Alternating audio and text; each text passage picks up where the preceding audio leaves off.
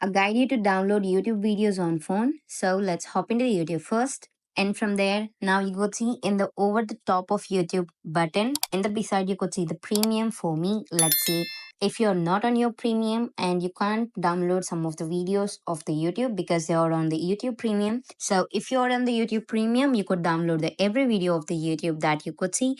So let's say if I need to download this video right now. Now I can pause that and you could find the download option which is below that. I can tap on the download and that will be directly downloaded because I have YouTube Premium. Now let's say if you don't have YouTube Premium, make sure you get the YouTube Premium and from there you could download any of the videos in the YouTube. Now if you need to view that downloaded YouTube videos on phone, so let's go to the U here, which means my channel.